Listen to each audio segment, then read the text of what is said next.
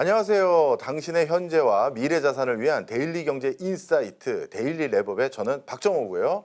네, 저는 여러분과 함께 디지털 자산 시장을 읽고 열어갈 이은주입니다. 우! 이훈재 아나운서님 드디어 첫 방송입니다. 드디어 여기서 뵙게 되네요. 그러니까요. 저희가 알차게 준비한다고 거의 지금 반년째 합숙을 하면서 말이죠. 정말 이렇게 인사이트 있는 강의 또 내용 정보 전달해야 된다 했는데 맞습니다. 첫 방송입니다. 네. 포부 한번 말씀 주세요.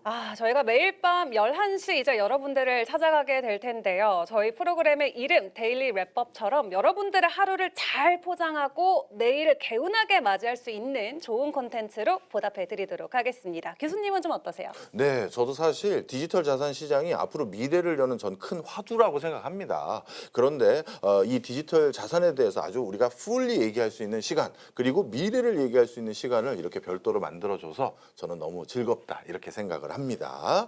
자, 그래서 오늘 이제 알찬 코너들 어떻게 진행되는지 같이 엿보실 수 있을 것 같은데요. 자, 오늘 바로 5월 26일입니다.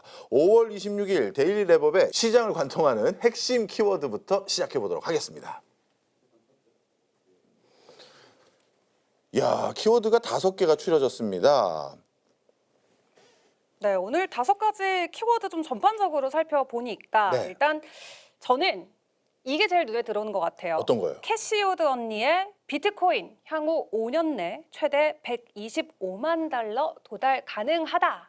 이게 보니까 사실 기본치만 놓고 봤을 때는 75만 달러고 예. 정말 아주 맥시마이즈해서 최대치로 긍정적으로 볼 때 125만 달러인데 예. 그러게요. 오늘 비트코인 7만 7천 달러 선이거든요. 그러면 얼마가 오르는 거예요? 그러니까 5년 안에 125만 달러면 지금이 기회네요. 그렇네요. 이 아마 비트코인 요즘 행보장 속에서 언제 반등하나 궁금하신 분들은 캐시우드가 발언했던 이 내용이 가장 원픽으로 꼽힐 것 같습니다. 네, 교수님은 좀 눈에 들어오는 키워드 있으세요? 저는 이 중에서요, 월스트리트 저널에서 얘기하고 있는 스테이블 코인, 차세대 금융 혁신이자 잠재적 시스템 리스크다. 이게 좀 주목될 부분인 것 같습니다. 확실히 요즘 스테이블 코인이 뭐 금융권뿐만 아니라 코인 시장에서도 굉장히 좀 뜨거운 감자로 떠오르고 있죠. 그렇죠. 저는 이 기사의 전체 내용을 다 읽어봤습니다. 네. 그런데 많은 분들이 오해하시기 쉬운데요. 차세대 금융 혁신이라는 건 많은 분들이 동의하시겠지만 잠재적 시스템 리스크? 스테이블 코인이 왜 리스크지? 이렇게 의구심을 가지실 수 있을 텐데 여기서 말하는 잠재적 시스템 리스크라는 건 네. 전통적인 금융회사들 얘기더라고요. 우리가 사무시죠? 리스크가 아니라 그렇죠. 그들이 리스크다. 맞습니다. 네. 이제 신용카드 안 이용하고 스테이블 코인 이용할 거고 그렇죠. 그리고 이커머스 회사들이 전부 다 스테이블 코인으로 결제하기 시작하면 네. 기존의 스위프트망뿐만 아니라 전통적인 금융 메커니즘이 과연 어떻게 작용할 것이냐 그 리스크를 얘기한 겁니다. 네. 그러니 스테이블 코인에 대한 어떤 새로운 시장도 곧 우리가 기대해 볼 수 있다라는 저는 그런 뉴스로 해석되더라고요. 맞습니다. 클래리티 법안에서도 이와 관련된 좀 지침 사항들이 포함이 돼 있는 만큼 과연 스테이블 코인 시대가 돼서 최종 위너는 누가 될지 매일 밤 저희와 함께 시장의 분위기 체크해 보시길 바라겠습니다. 네. 사실 업비트에서 또 우리가 이렇게 데일리 방송을 하는 가장 핵심적인 이유가 있습니다. 오늘의 흐름 어떻게 읽으면 좋을지에 대해서 알아볼 수 있는 데이터 기반의 코너를 만들었는데요. 바로 업비트 데일리 랩의 데이터를 통해서 알아볼 수 있는 시간입니다. 네, 자. 업비트 데이터 랩.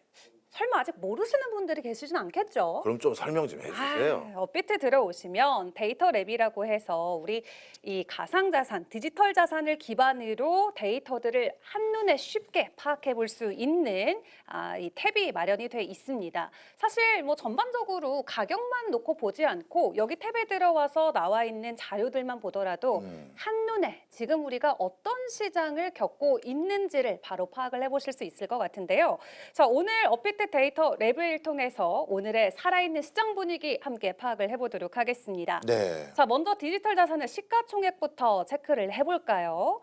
전일 대비 소폭의 하락세를 보이고 있습니다. 3,500조 정도의 시가총액이 기록이 되고 있는데 사실 작년에 비트코인이 12만 달러를 돌파했을 시점 대비해서는 사실 한 50% 정도의 하락세가 이어지고 있긴 합니다만 네. 그럼에도 불구하고 시장에서 추가적인 하락세는 크게 보이지 않고 있는 상황이다. 말 그대로 횡보장이 이어지고 있는 분위기를 시가총액을 통해서 체크를 해볼 수가 있겠고요. 또 24시간 거래대금도 한눈에 쉽게 찾아볼 수가 있습니다. 1조 원 정도로 기록이 되고 있는데 그래도 거래량 같은 경우는 전일 대비 17% 정도 좀 반등에 성공해주면서 어제보다는 그래도 뜨거운 시장이 이어지고 있는 상황입니다. 자, 여기에 추가적으로도 시장에 대한 심리를 확인해 볼 수 있는 공포 탐욕 지수도 체크를 해보도록 할 텐데요. 오늘은 49점으로 투자 심리가 중립을 가리키고 있습니다. 사실 3개월 전만 하더라도 마이너스 36을 기록하면서 시장이 공포 시장에 들어가 있었는데 확실히 3개월 전 대비해서는 지금 시장이 많이 긍정적으로 우호적으로 변하고 있다라고 생각을 해봐도 되겠네요. 말씀 듣고 보니까 3개월 전의 시점이라고 하면 이란 전쟁이 발발된 시점인 것 같은데 네. 그 뒤로 전쟁이 뭐 악화된 건 아니지만 횡보 흐름을 보이고 있는데 이렇게 비트코인을 중심으로 한 디지털 자산 시장이 안정화된 거에 대해서 우리 아나운서님은 그 원인을 뭐로 진단하세요? 근데 사실 좀 안정화가 된 것처럼 보이지만 네. 또 시장에 숨어 있는 데이터를 놓고 봤을 때 아. 딱히 또 그건 안정적이다라고만 또 아니에요? 분석은 할 수가 없습니다. 아. 이 데이터 랩을 통해서 도미넌스의 데이터를 체크를 해보면 느껴볼 수가 있을 네. 텐데요. 이 도미넌스라는 건 암호화폐 전체 시가총액 중에 비트코인이 차지하고 있는 비율 그리고 뭐 이더리움이 차지하는 비율 말 그대로 점유율을 뜻합니다. 네. 이게 지금 이 탐욕 지수만 놓고 봤을 때는 중립에 들어와 있어서 많은 투자자들이 그래도 안정적으로 투자하고 있다라는 것처럼 보일 수 있지만 네. 지금 비트코인의 도미넌스가 무려 64%까지 올라와 있거든요. 이게 뭐 어떻게 나쁜 거예요? 이 말인즉슨 지금 투자자들이 다른 알트코인보다도 그나마 이 아. 디지털 자산 시장 중에서 안정 자산으로 불릴 수 있는 비트코인에만 투자 심리를 몰고 있다라고 해석을 해봐야겠죠. 네. 그래서 이 불안감 속에서도 최대한 안정적인 투자를 이어가기 위해서 비트코인에 대한 투자 비중이 크게 올라가고 있는 상황이고요. 예. 사실 예전 조금 불 사이클, 상승 사이클 기준으로 놓고 봤을 때 비트코인의 도미넌스가 50% 아래까지도 내려갔었던 적이 있는데 그때와 비교해서 봤을 때는 지금 확실히 안정적으로 좀 투자하겠다라는 투자 심리가 많이 보여지고 있는 것 같습니다. 오늘 64.63%의 비트코인의 점유율이 체크가 되고 있고요. 이더리움은 10.7%를 지나가고 있습니다. 네. 그렇다면 지금까지의 어떤 흐름은 디지털 자산 시장에서 비트코인 중심으로 일단 시장 분위기가 흘러가고 있는 장세다. 이렇게 전망하면 될까요? 네, 맞습니다. 다만 중요한 건 국내 많은 이 투자자분들께서는 네. 사실 비트코인보다는 알트코인에 대한 투자 비중이 높다라는 게 될 것 같은데 예. 한마디로 많은 분들께서 지금은 어떤 투자의 수익보다도 알트코인 투자로 인한 좀 손실권에 들어가 있을 가능성이 좀 크기는 합니다. 그래도 기술적인 분석을 우리가 종합적인 지표로 놓고 봤을 때는 시장이 막 강력한 매도보다는 예. 아직까지는 중립 수준에 위치해 있는 것을 체크를 해볼 수가 있겠는데요. 일단 전반적으로 디지털 자산 시장 아직까지는 뚜렷한 방향성이 나오기 전까지는 그 방향성을 탐색하고 있는 구간에 들어와 있다라고 정리를 해볼 수가 있겠네요. 네.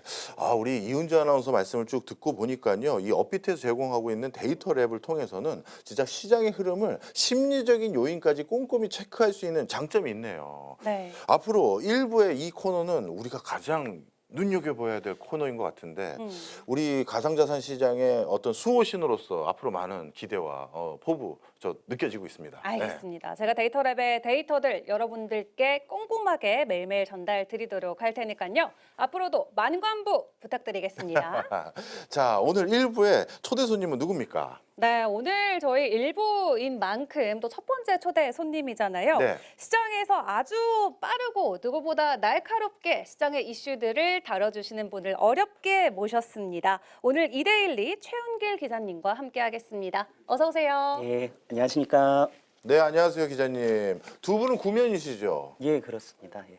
같은 언론사에서 아. 한솥밥을 먹은 적이 있습니다. 네, 사실 이렇게 두 분이 또 이렇게 팀워크도 이미 다져둔 상태이니까 우리 데일리 레버를 통해서 활약을 할 수 있다. 저는 그렇게 기대를 해보는데요. 자, 오늘 어떤 소식부터 가져오셨습니까? 예, 사실 오늘 가져온 거는 그 전략적 비트코인 준비금 그 관련돼서 준비해 왔는데요. 사실 이거를 그 가져왔을 때 그 계기가 됐던 게 작년 12월에 네. 영국의 시사 주간지 이코노미스트에서 나온 기사 때문에 그랬어요. 거기에 무슨 기사가 나왔냐면은 예. 사실 이코노미스트 기사를 쭉 아마 보신 분은 알겠지만 이코노미스트가 전반적으로 디지털 자산에 대해서는 회의적인 논조로 많이 보도를 해왔어요. 그렇죠. 좀 부정적인 논조가 많죠. 예. 뭐 어떤 리스크를 뭐 보도하거나 그랬는데 12월 그 당시에는 이제 뭐 올해 뭐 비트코인이 어떻게 되고 그런 전망 보도가 많이 나왔는데 거기에 어떤 문장이 딱 있으냐면은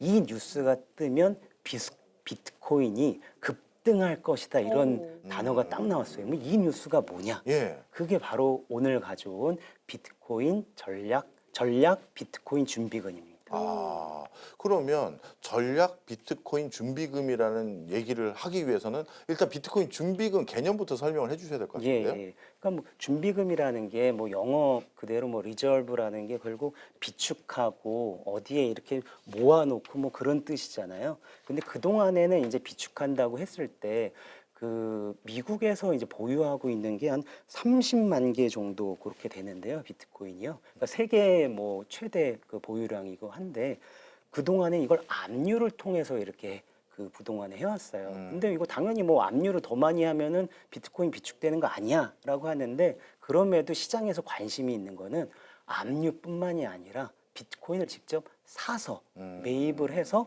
구체적으로 얼마까지 매입을 하냐면 향후 5년 동안 100만 개를 매입을 하겠다. 100만 개. 100만 이 이야기 사실 트럼프 얘기 처음에 출범했을 때 나왔었던 걸로 기억을 하는데 분명히 그때까지만 하더라도 기조가 우리 국민들 세금 가지고는 비트코인 사지 않겠다. 네. 그렇기 때문에 어떻게든 비축하긴 해야 되니까 그 방법을 찾아봐라라고 숙제를 내준 것까지 기억이 나거든요. 근데 이제 100만 개를 직접 매입하겠다는 내용이 나왔나요? 예, 그렇습니다. 이게 법안으로 나왔는데요. 어. 그러니까 작년에 이제 그 트럼프 대통령이 취임한 직후에 행정명령을 통해서 이 비트코인 준비금에 대해서 이게 앞으로 추진을 하자 이렇게 해서 앞으로 언제 추진이 되겠구나라고 했는데 뭐 1년 지난 후에도 아무 그 얘기가 없었잖아요. 맞아요. 그러다가 지난주에 그 의원들이 비트코인 그 이 준비금 관련된 법안을 실제 발의를 했습니다.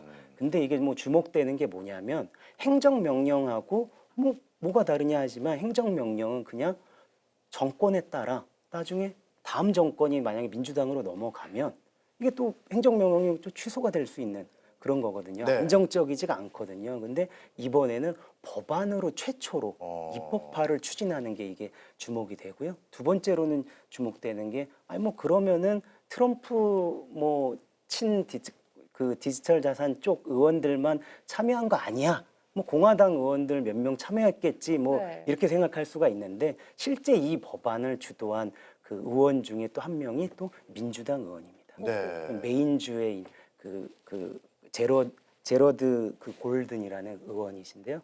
이 민주당하고 공화당이 같이 초당적 법안을 추진하는 거기 때문에 이번 그 내용은 그 예전에 이제 트럼프가 얘기했던 거에서 조금 더 확실히 이제 좀 주목해서 볼 만한 뉴스가 아닌가. 사실 이게 처음에 비트코인을 법적으로 비축해 나가겠다라는 행정명령이 나왔을 때도 비트코인의 가격이 실제로 엄청난 변동성을 보였었거든요. 예. 근데 이제 정부가 직접 매입을 하겠다라는 소식이 나왔는데도 사실 오늘 비트코인의 변동성이 크지는 않습니다. 데이터 랩에서도 체크를 해봤지만 시장의 변동성이 어떻게 보면 전일보다도 더 떨어진 17%를 기록을 하고 있는데 네. 도대체 이 정도 소식이면 정말 빅뉴스인데 구체적으로 법안에 어떤 내용들이 담겼길래 시장에 아직 반응이 없는 걸까요? 그렇네요. 실제 이 법안이라는 게 그러면 어느 정도 가시화가 좀 되고 논의가 좀 돼야 되는 그런 상황이기 때문에 아직은 시장에서는 이게 어떻게 논의되는지 한번 봐야 되겠다. 그렇게 좀 이제 관망하고 있는 그런 상황이 아닐까 그렇게 생각이 들고요. 우리나라 같은 경우에도 법안 나왔다고 해가지고 뭐 바로 뭐가 이렇게 되는 건 아니잖아요. 그러니까 그래서 약간 좀 관망하는 그런 상황이라고 보고요. 두 번째로는 뭐냐면 네. 그 내용이 뭐냐면 예. 향후 5년간, 그러니까 매년 20만 개씩 비트코인을 매입을 해서 예. 그래서 총 5년간 100만 개를 이제 매입해서 이제 비축하겠다. 네. 그 내용이 이제 핵심이고요. 네. 조금 전에 이제 그 아나운서님께서 얘기하신 것처럼 이게 국민들 세금으로 하는 거 아니야? 라는 이제 그런 좀 그 우려나 그런 게 있잖아요. 예. 그래서 요 안에 어떤 내용이 나오냐면 국민의 세금으로 하는 게 아니라 그럼 무슨 세금을 걷어서 그렇게 하는 게 아니라 기존에 가지고 있던 어떤 금하고 예. 이 비트코인하고 지금 그 차이에 네. 차이액을 가지고 그거를 해서 매입을 하겠다는 건데 구체적으로 설명을 하면 예. 그 지금 미국에 어쨌든 이 개념이 나온 게 어디서 시작되는 거냐면 금을 매입하던 과거에 금을 매입하듯이 예. 이제는 디지털 금인 비트코인을 이제 매입하자 거기에서 이제 이게 시작이 된 거거든요. 예. 근데 실제 미국에서 보면은 켄터키 있잖아요. 거기가 이제 링컨 대통령의 이제 유년 시절을 보냈던 네. 그 거기인데 거기에 가 보면은 뭐가 포트녹스라고 있습니다. 네. 포트녹스가 뭐냐면 아마 미국 그 계신 분들은 다 아실 텐데 거기가 미국에서 가장 많이 금을 비축하고 있는 곳입니다. 네. 8,000톤 넘게 네. 비축하고 있거든요. 그러니까 그만큼 금을 비축하고 있는 것처럼 향후에 이거를 그 매입을 하겠다는 건데 그 중요한 게 뭐냐면 예. 이 비축하는 그 금의 그 시세 있잖아요. 그 법정 그게 42달러 정도입니다. 온스당. 근데 예, 그러니까 금을 예전에 사놨기 때문에 시세 평가가 굉장히 낮은 상태고 그거를 지금 가치로 재평가하는 그 차액으로 비트코인을 사겠다 그 얘기인 거예요? 그렇습니다. 아. 근데 그 차액이 얼마냐면 지금 온스당 한 4,000달러가 이제 넘어가는 그 수준이니까 네. 100배 정도 차이가 납니다. 와. 그러니까 법정 그 금의 지금 그 정해놓은 법에 정해놓은 그 화폐국이 정해놓은 네. 한 42달러 정도 되는데 네. 그게 한 온스당 42달러인데 4,000달러가 넘으니까요. 음. 100배 정도 이제 평가액을 이걸 시세액을 높이면 그만큼 이제 100배 정도 이게 금 8,000톤이면 네. 상당하잖아요. 네. 그걸 가지고 이제 비트코인을 매입하니까 따로 세금을 거둘 필요가 없는 거지. 이제 무슨 얘기인지는 이해가 됐습니다. 예. 뭔가 비트코인을 매집하려면 돈이 필요한데 돈이 더 안 든다는 게 무슨 소린가 했더니 예전에 사놨던 금을 지금 시세로 재평가해서 그 차액으로 마치 비트코인을 산 그 시드를 만들겠다 그 얘기였군요. 예, 맞습니다. 그런데 한 가지 제가 의구심이 좀 있습니다. 원래 비트코인에 대해서 어떤 입장이었었냐면 중간에 압수해놨던 비트코인을 일부 중간에 매각했다가 왜 이렇게 쌌을 때 매각했냐라고 한번 지적받은 적이 있었잖아요. 그러면 지금부터 추가로 이렇게 매집을 하겠다는 건 미 정부 차원에서 비트코인의 시세가 앞으로 우상향한다라고 전망하고 있다 이렇게 간주해도 될까요? 실제 정부 차원에서 그걸 얘기한 건 아닌데요. 예. 실제 정부 안팎에서는 그런 기대감이 있는 것도 사실입니다. 아. 사실 이거를 왜 이걸 매입해? 라고 하면 기본적인 깔려 있는 그 바탕에 요번에 법안에 참여한 의원 한 분이 저렇게 얘기하더라고요. 트위터에 저 X 계정에 올린 거 보면 뭐라고요? 이 비트코인을 우리가 과거에 금을 우리가 그 미리 이제 매입해 가지고 예. 축적해 놓은 것처럼 미래 패권을 우리가 가지려면 미리 우리가 그걸 해놔야 된다. 그렇게 얘기를 했어요. 그러면서 그거에 바탕에 깔려 있는 건 지금 모아놓으면 언젠가 장기적으로 오르니까 국가적으로도 국부에도 도움이 될 거 아니냐. 그런 게 바탕이 깔려 있기 때문에 민주당, 공화당 똑같이 그거는 한 정권만을 그런 게 아니라 양쪽 다 그렇게 초당적으로 이게 하나의 컨센서스처럼 이렇게 나오고 있는 것 같습니다. 네. 말 그대로 디지털 골드가 좀 현실화되는 시점이 이번 미국 정부에서 새로 발의된 법안을 통해서 느껴볼 수가 있을 것 같은데 사실 비트코인이 2,100만 개밖에 없는 희소성을 기반으로 한 자산이잖아요. 100만 개를 사주겠다라는 것 사실 전체 비중 대비해서도 적은 퍼센티지는 아닌데 네. 수급적인 측면을 생각을 해봤을 때 영향이 상당하겠네요. 그렇죠. 지금 뭐 미 정부가 100만 개를 가지고 있는 거는 지금 세계 최대 그 비트코인 보유 기업인 스트레티지보다 더 많는 그렇네. 규모니까요. 예. 상당하고요. 그럼 전체 2,100만 개 중에 한 100만 개 하면 한 5% 정도니까 뭐 어느 한 분에게 5% 하겠지만은 실제 2,100만 개 중에 뭐 잠겨 있거나 네. 주인이 누군지 몰라가지고 그런 걸 다 제하고 나면 실제 5% 정도가 아니라 10% 이상이나 아. 그 정도 사실 영향 몇십 프로에게는 그렇네요. 그런 영향력이 있으니까 수급의 영향이. 잠긴 물량을 생각해야 되네요. 아, 그렇군요. 자, 그러면 법안 통과 과정에서 남은 과제가 중요할 것 같아요. 왜냐하면 오늘 이렇게 좋은 뉴스, 우리가 다 기다리던 뉴스인데 이 비트코인 시세에 아무 반응이 없잖아요. 그러니까요. 그럼 앞으로 일정이 어떻게 되는 겁니까? 제가 이거 얘기해도 오기 전에 어느 전문가분들한테 물어보면 이게 돼도 얼마나 오르겠어? 그게 이제 첫 반응이었어요. 네. 근데 저는 왜 그런지 한번 살펴보니까 뭐 그것도 뭐 근거가 없는 건 아닙니다. 왜 그러냐면 지금 한 10여 명 의원들이 참여했는데 하원이 전체 한 435명이니까요. 네. 그건 절반 이상을 통과해야 되고요. 예. 그리고 이제 상원을 통과하려면 뭐 저 필리버스터 문턱까지 넘으려면 60명 이상이 해야 네. 되니까 앞으로 앞길이 구말리거든요. 음. 근데 그러니까 아 이게 되겠냐라고 하지만 저는 개인적으로 될 가능성 충분히 있다고 보고요. 정말 새로운 또 패러다임이 시작되는 그 출발 선상에 있는 것 같아서 저도 굉장히 좀 기대가 되고 설레는데 저 이제 이어서는 좀 세상에서 움직이고 있는 신호들도 같이 포착을 해보면 좋을 것 같습니다. 세계경제의 다음 스텝을 잇는 시간 글로벌 인사이트로 넘어가 보도록 할 텐데 오늘 기자님께서 미국 SEC와 관련된 주제를 선정을 해주셨죠. 예, 그 미 증권위원회에서요 한 20여 년 만에 기업 상장 IPO 관련된 규제를 대대적으로 완화했다는 뉴스가 나왔는데요. 사실 이 뉴스 가져온 배경은 뭐냐면 이거 뉴스 한번 찾아보시면 그 스페이스 X 다음 달에 이게 상장하는 것 때문에 네. 이게 기자들이 흔히 표현하면 기사 낚시 이것처럼 키워드에 스페이스 X 그 X를 같이 이렇게 해서 이걸 같이 썼어요. 그럼 SEC 하면 사람들이 관심 없을 수가 있잖아요. 근데 사실 저는 이걸 왜 가져왔냐면 뭐 스페이스 X나 향후에 뭐 오픈 AI나 그런 IPO 기업들에게도 관심이 있지만 이게 디지털 자산 기업들에게는 호재가 되는 뉴스이기 때문에 이걸 가져왔습니다. 어떤 이유 때문에요? 사실 이게 SEC가 이번에 20여 년 만에 개편을 IPO를 규제를 완화했다는 게 예. 아니 뭐 완화하면 수 있는 거 아니야? 네. 라고 생각하는데 실제로 미국의 이제 그 SEC를 아는 사람들은 좀 이렇게 규제 완화해도 돼? 그러면은 좀 괜찮어? 이렇게 그동안에 세게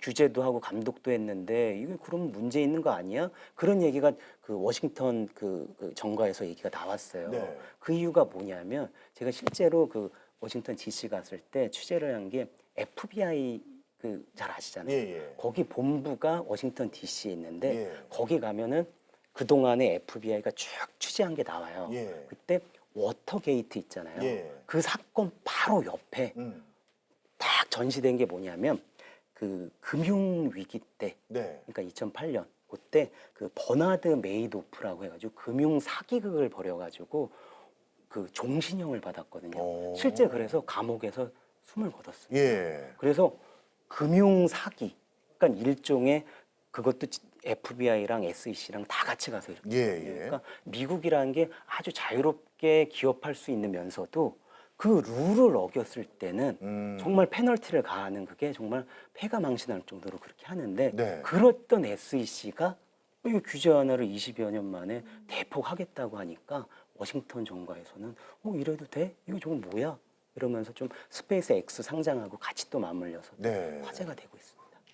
그러니까 제가 궁금한 건 네. 그렇게 엄격하게 엄단하면서 금융 사기는 한 사람의 인생을 망칠 수 있다라고 생각했던 게 미국의 금융 당국인데 무슨 변화가 생겨서 이걸 문턱을 낮춰야 된다고 생각했을까요? 그러니까 가장 좀 고민이 되는 거는 요번에 SEC 위원장도 얘기를 했는데요. 예. 공모 시장 있잖아요. 네. 공모 시장이 점점 이렇게 그 사모 시장은 이렇게 활활 타는데 예. 공모 시장이 점점 줄어들고 있다. 그러니까 예전에 한 90년대에는 한 88,000개 정도 이렇게 상장이 되어 있었다면 네. 지금 한 4천 개 정도로 이렇게 반토막이 됐고 점점 줄어들고 있대요. 그러니까 뭐 정부 입장에서는 투자자들이 공개 시장에서 직접 참여할 수 있는 그런 예를 들면 뭐 지금 스페이스 X처럼 뭔가 이거 상장을 하고 투자하고 그러면서 시장이 좀 활발해지는 걸 원하잖아요. 네. 근데 시장이 점점 굳이 뭐 나는 상장할 필요 없어. 사모 시장이 좋아. 이런 분위기가 점점 가니까 예. 아 이거는 이대로 가면 전 세계 예를 들면 월가나 그게 자본시장의 핵심은 미국이라고 생각했는데 예. 지금은 그렇죠. 근데 5년, 10년 후에 이 영광을 우리가 과연 가져갈 수 있을까? 라고 하는 그 고민이 많았다고 해요. 아. 어떻게 보면 좀 규제가 완화될 수 있다면 시장에 또 새로운 기회들이 창출될 수 있는 좋은 시점이 될 것 같은데 사실 디지털 자산 시장의 SEC는 굉장히 무서운 좀 교장 선생님 같은 역할을 늘 해왔잖아요. 예. 많은 프로젝트들이 SEC한테 정말 따가운 매를 맞아왔었는데 기자님께서 앞단에 디지털 자산과 관련된 기업들의 IPO도 살짝 언급을 주셨는데 이번 IPO 개편과 디지털 자산 시장의 연결고리라도 있는 걸까요? 예, 그렇습니다. 실제 이게 뭐 큰 뭐 스페이스 X나 오픈 AI뿐만이 아니라 이거의 가장 중요한 건 뭐냐면 신속하게 자금을 기업이 수혈받을 수 있게 주식을 이렇게 내놓고 주식을 발행해서 그걸 자금을 수혈할 수 있게 하는 그 방법이거든요. 네. 근데 그 동안에 아마 미국 다 가보시고 해보면은 뭐 면허증이나 아니면 어디 가려면 너무 하세월입니다. 예. 뭐 한 달 걸리고 수개월 걸리기도 하는데 이거를 그 쉘프 레지스트레이션이라고 해가지고 예. 선반 등록이라 해서 예. 선반처럼 이거 뭐 하나 주식이나 뭐를 미리 등록을 해놔요. 예. 해놓고 나중에 정말 시장이 괜찮을 때 이거를 팔 수 있게 주식을 발행할 수 있게 하는 제도가 요번에 도입이 됐는데 이거를 디지털 자산 기업들이 가장 원했던 게 뭐냐면 디지털 자산 항상 시세가 엄청 많이 변동성이 크잖아요. 네. 그리고 지금은 막 자금이 좋고 막 유동성이 좋고 했는데 조금 지나다 보면 어느새 갑자기 유동성이 말라버리고 그러다 보니까 너무 당장 빨리빨리 자금을 수혈해야 되는데 이거를 SEC 보내면 뭐 딱 올려놓으면 놓고 가세요 하고 수개월 동안 그냥 걸리는데 네. 이거를 미리 놓고 가는. 선반에 등록을 다 해놓고 네. 내가 지금 디지털 자산 기업이 지금 돈 필요해요 그러면은 거기서 오케이 사인 탁 보내고 네. 그런 시스템이 되니까 디지털 자산 보통 중소 디지털 자산 기업들에게는 아 이거는 정말 호재다 그런 얘기가 나오고 있습니다. 이해가 됐습니다. 어떻게 보면 디지털 자산 시장도 이제 전통적인 증시와 연계된 흐름이 많아질 수밖에 없는 상황에서 기존 IPO 시장에서 우리가 더 문을 두들길 수 있는 좋은 기회가 될 것 같네요. 자, 오늘 데일리 랩업의 최훈길 기자와 함께했는데 오늘 괜찮으셨어요? 떨렸습니다. 앞으로 더 편해지실 것 같습니다. 자, 최훈길 기자였습니다. 고맙습니다. 감사합니다. 네, 저희 이렇게 데일리 랩업 1부에서는 데이터로 좀 시장에 대한 온도를 먼저 체크를 해봤습니다. 저희 계속해서 2부에서도 정말 중요한 이야기들을 준비했는데 교수님 저희 2부에선 좀 어떤 이야기들을 다뤄보면 좋을까요? 네, 1부는 이제 현안과 지금의 흐름을 간단하게 스케치한다라고 한다면요. 2부는 이 시장을 제대로 이해할 수 있는 인사이트 토크를 준비했다. 이렇게 보시면 될 것 같은데요. 지금 가장 각광받는 두 분을 모셔봤습니다. 오늘이 1회잖아요. 최강혁 LS증권 투자 전략 실장님하고 그리고 요즘 방송계 영순위 그 섭외자 바로 성상현 중소기업 중앙회 부부장님과 함께 합니다. 한 분도 만나 뵙기가 어려운데 두 두 분을. 분을 무려 한 곳에서 만나 뵐 수 있게 되다니 너무너무 기대가 되는데요. 저희 그렇다면 2부 인사이트 토크로 바로 이어가 볼까요? 그러시죠. 가보시죠.